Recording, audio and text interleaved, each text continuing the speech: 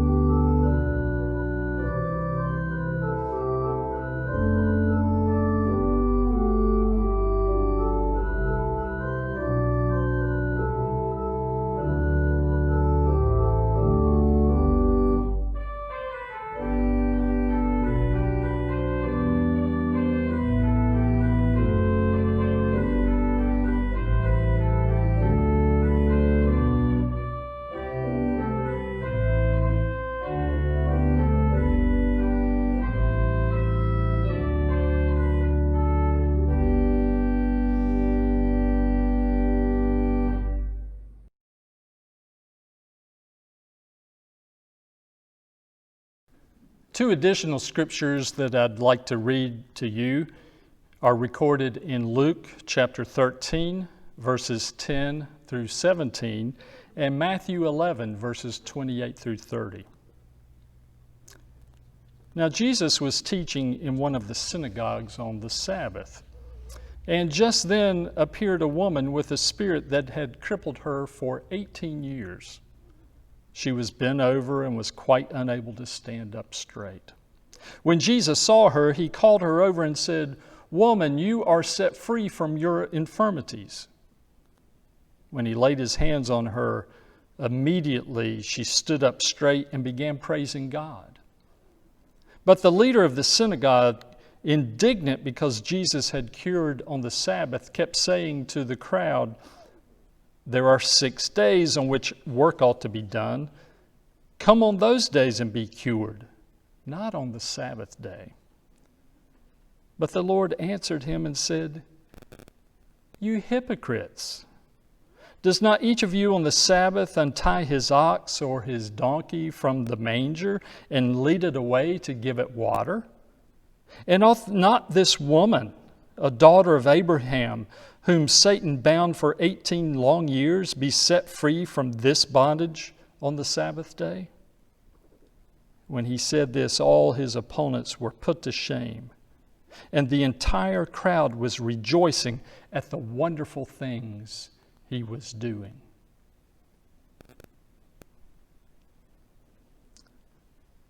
Jesus offers these words, "Come to me, all you that are weary and are carrying heavy burdens, and I will give you rest. Take my yoke upon you and learn from me, for I am gentle and humble in heart, and you will find rest for your souls. For my yoke is easy and my burden is light." I'd like to invite you to try to imagine what it was like to be like that woman and be bent over for 18 long years. No doubt you would have had difficulty breathing. You would have had difficulty making eye contact with others. You would have had difficulty walking. And imagine then what it would have felt like when she was able to stand up straight again. It would have been a feast of awareness. Her whole perspective on the world would have changed. She would now be able to do things that she hadn't been able to do in 18 years. And she could also have relationships with others she hadn't had in a long time. This is one of the very few healing stories in the Gospels in which the person receiving healing doesn't pursue Jesus. This woman does not approach Jesus. Rather, Jesus sees her almost off in a corner, away from the crowd, and calls her to himself. One might ask, why would he do that? We might think he saw her greater potential. I imagine he really saw many things within her, but maybe most importantly, he saw beyond the woman's limitations, beyond her infirmity. Unlike the ruler of the synagogue who had contempt for the woman, who thought that her infirmity made her worthless, Jesus knew better. He knew that this woman had incredible value as a child of God. And so he engages the woman in front of everyone and wants them to know she too, in spite of her infirmity, is a person of value. It's interesting that even after the healing takes place, that the ruler's opinion of the woman doesn't change. Rather than celebrating with her, he really becomes indignant. All he can think about is Jesus has done something that is forbidden. Actually, he's done several things that are forbidden. By calling her, Jesus invites her into a place or space that she normally wouldn't be allowed. Talking to a woman in public, in the synagogue, would not have been allowed. Touching her is forbidden. And as the scripture tells us, healing on the Sabbath is forbidden. So Jesus breaks all the rules. He breaks all protocols.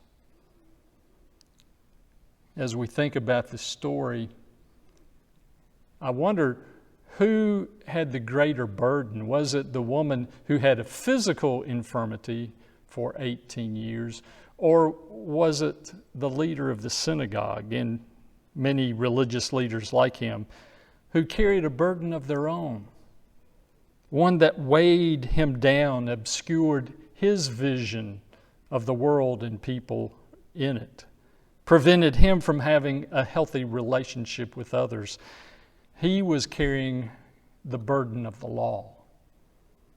In his opinion, this must be upheld above all else. This religious leader and others like him would not have considered the law a burden. They would have worn it proudly in recognition of this great responsibility. They had to carry with them the law at all times. Often they spoke as the law as a yoke, something they carried proudly, much like a yoke that an ox might pull. That might help us in some ways to understand the Matthew text a little better when Jesus says, "Come to me, all you that are weary and carrying heavy burdens, and I will give you rest. Take my yoke upon you and learn from me, for I am gentle and humble in heart, and you will find rest for your souls. For my yoke is easy and my burden is light." I'm not sure how many of you have ever had any kind of back pain, back issues. If you have, you can easily sympathize with what the woman has gone through. But many others maybe who have not had any kind of physical pain from a burden like that, maybe we can relate more to the religious leader carrying the burdens that he does. Most of us know what it's like to be burdened and weighed down by maybe certain fears, weighed down by our need to find the approval of others, weighed down by our failure to meet the unrealistic expectations of others, our vain attempts to be the perfect everything, parent, spouse, employee, Christian. Or maybe the burden is the shame and guilt for past mistakes that we carry. And like the woman, I think when we carry these types of burdens, we suffer what she suffered. Our vision is altered. We become resigned. And we begin to think less of ourselves than we really are. Now, some of these burdens, unfortunately, might be placed on us by others, but most often we place them on ourselves.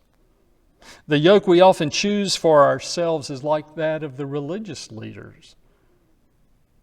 Just as they became twisted by their strict adherence to the law, our lives can become misshapen by the burdens we create for ourselves, burdens that weigh us down and slow us down from making the progress that God intends for us.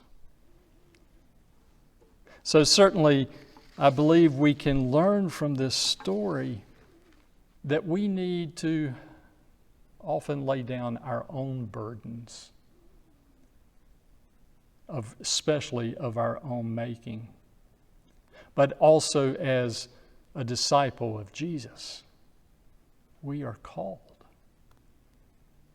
to lift the burdens of others, to remove the weight that binds others, to release them from that which holds them back, to help individuals find and discover their fullest potential, to show them that they are of value because they are created in the image of God. And so as Christians, the work is not easy. It's not always comfortable. But we're to sometimes break protocol, break conventional rules for the sake of the individual and give them life. I believe that Jesus wanted to release all burdens that people experience then and now, those of their own creation and those inflicted upon them by others. And I hope that we will do the same. So as I come to a close, I want to ask you a few questions. What yoke have you created for yourself and you need to give it up? What would it cost for you to stand up straight? Is it giving up that which is comfortable and predictable in your life? Is it giving up the need to always be right? Is it refusing to allow fear to guide your decisions? Is it learning to risk potential rejection and misunderstanding so that you can be true to yourself? And in what ways do we need to embrace these questions as we seek to assist others? How far are we willing to go to bring new life to all people? As you think about these questions, as you begin to answer them for yourselves, I'd like to share with you the Matthew text again, but from a different translation from Eugene Peterson's The Message. Are you tired, worn out, burned out on religion? Come to me. Get away with me and you'll recover your life. I'll show you how to take a real rest. Walk with me and work with me. Watch how I do it. Learn the unforced rhythms of grace. I won't lay anything heavy or ill-fitting on you. Keep company with me, and you'll learn to live freely and lightly. My prayer for each of us is that we will continue to learn the unforced rhythms of grace provided to us by God, and that we will find the yoke of Christ not only a bearable burden, but one that gives us the courage and strength to serve others in love. Will you now bow with me in prayer?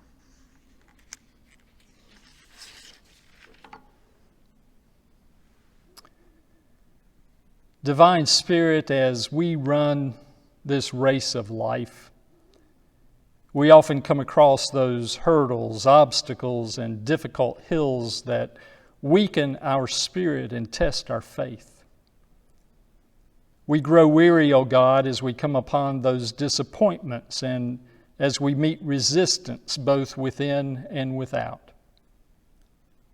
Too often we lose sight of where we are going, of the ultimate finish line.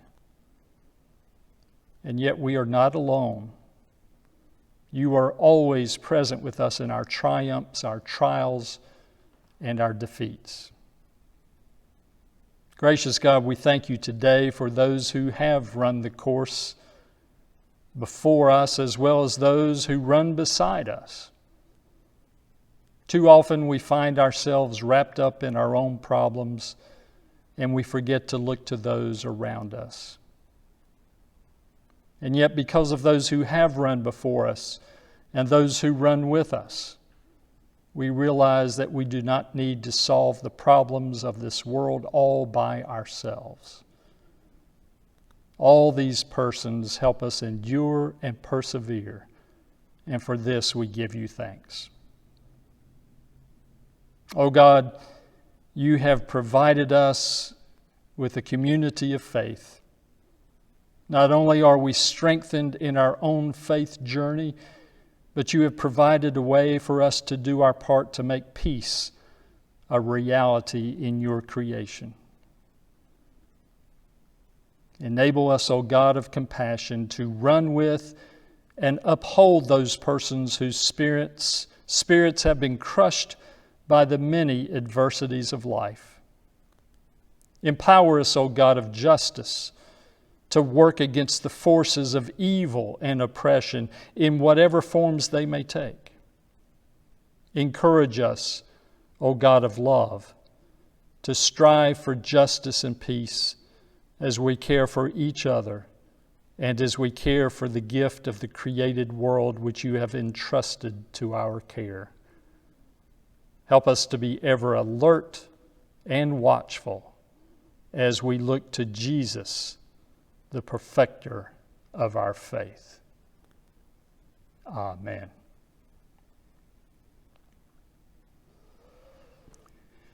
Friends, as we go now, may we truly lay aside every weight and sin that clings so closely and run with perseverance the race that is set before us. Let us take upon us the yoke of Christ, humble and full of grace. And let us use these gifts to bring new life, new meaning and purpose to all we meet. In the name of Christ, amen, and have a blessed week.